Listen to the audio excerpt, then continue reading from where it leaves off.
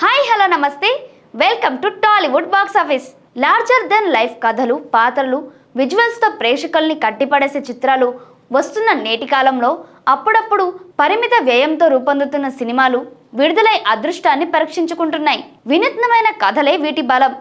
ఆ తరహాలో పరిమిత వ్యయంతో రూపొందిన సినిమానే కొత్తపల్లిలో ఒకప్పుడు. కేర్ ఆఫ్ కంచరపాలెం, ఉమామహేశ్వర ఉగ్రరూపస్య సినిమాల నిర్మాణం వెనుక ఉన్న ప్రవీణ్ పరుచూరి మెగాఫోన్ చేతపట్టి ఈ సినిమాని తెరకెక్కించారు.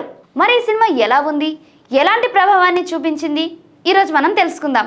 మరి దీని కథ ఏంటంటే, రామకృష్ణ ఇంటర్ వరకు చదువుకున్న కుర్రాడు. కొత్తపల్లిలో అందరికీ వడ్డీలకు అప్పులు ఇచ్చే అప్పన్న దగ్గర సహాయకుడిగా పనిచేస్తూ ఉంటాడు. ప్రత్యేకంగా రికార్డింగ్ డ్యాన్స్ స్టూడియో కూడా ఉంటుంది. ఊరి పెద్దయిన రెడ్డి మనవరాలు సావిత్రి అంటే రామకృష్ణకు ఇష్టం. తన ప్రేమకి సాయం చేయాలని, తమిద్దరిని కలపాలని సావిత్రి స్నేహితురాలైన అందం అలియాస్ ఆదిలక్ష్మిని కోరుతాడు. ఆ విషయం గురించి ఊళ్ళోని గడ్డివాము దగ్గర కలిసి మాట్లాడుతుండగా కథ అడ్డం తిరుగుతుంది. రామకృష్ణకి అందంకి మధ్య సంబంధం ఉందని, ఇద్దరికి పెళ్లి చేయాలని పంచాయతీ తీర్మానం చేస్తుంది.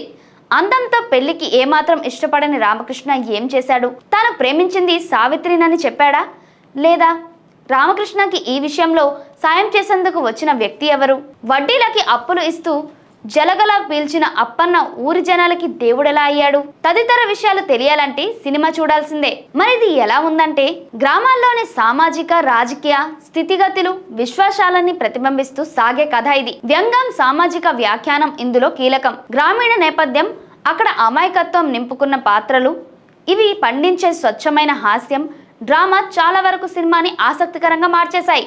దేవుడంటే నిజమో అబద్ధమో కాదు, నమ్మకం అని చెప్పిన తీరు, సృష్టించడమే కాదు నాశనం చేయడం కూడా కష్టమే అని చెప్పిన వైనం ఆలోచింపజేస్తుంది.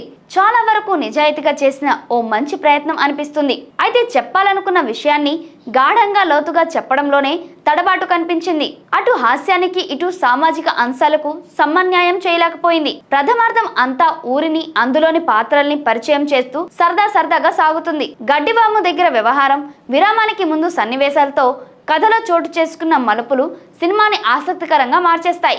ద్వితీయార్థం సినిమాలో తాత్వికత ఎక్కువగా కనిపిస్తుంది. హాస్యం పళ్ళు తగ్గడం, కథ ఓ థ్రిల్లర్ గా మలుపు తిరగడం, అవి వాస్తవికతకి దగ్గరగా లేకపోవడంతో సినిమా గాడి తిప్పినట్లు అనిపిస్తుంది.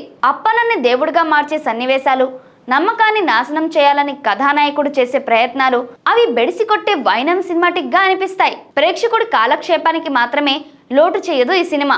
మరి ఎవరు ఎలా చేశారంటే, రామకృష్ణ పాత్రలో మనోజ్ చంద్ర మెప్పించాడు. తెరపై అమాయకంగా కనిపించిన ఆయన పాత్రకి తగ్గ ఎంపిక అనిపిస్తాడు. హాస్యంతో పాటు కొన్ని భావోద్వేగ సన్నివేశాలపైన ప్రభావం చూపించారు. అందం పాత్రలో ఉషా బొనేలా, సావిత్రిగా మోనికా నటనలో సహజత్వం ఉట్టిపడింది. రెడ్డి పాత్రలో బెనర్జీ సినిమాలో కీలకంగా కనిపిస్తారు. ఆయన నటన కూడా కొత్తగా ఉంది. దర్శకురాలు ప్రవీణ పోషించిన పాత్ర కూడా ఆకట్టుకుంటుంది. బాబు మోహన్ మంత్రి పాత్రలో మెరుస్తారు. అప్పన్నగా రవీంద్ర విజయ్ పాత్ర సినిమాకి హైలైట్. ఇతర చిన్న పాత్రలు కూడా సినిమాలోకి కీలకంగానే కనిపిస్తాయి. మణిశర్మ పాటలు, వరుణ్ ఉన్న నేపథ్య సంగీతం సినిమాపై ప్రభావం చూపించాయి. గురుకిరణ్ బొత్తుల కథలోను, మాటల్లోనూ బలం ఉంది. దర్శకురాలు కొన్ని సన్నివేశాలపై మాత్రమే ప్రభావం చూపించారు. విజువల్స్ లోను, నిర్మాణంలోనూ నాణ్యత కొరవడింది. మరి చివరిగా కొత్తపల్లిలో ఒకప్పుడు, అప్పుడప్పుడు అక్కడక్కడ మెప్పిస్తుంది.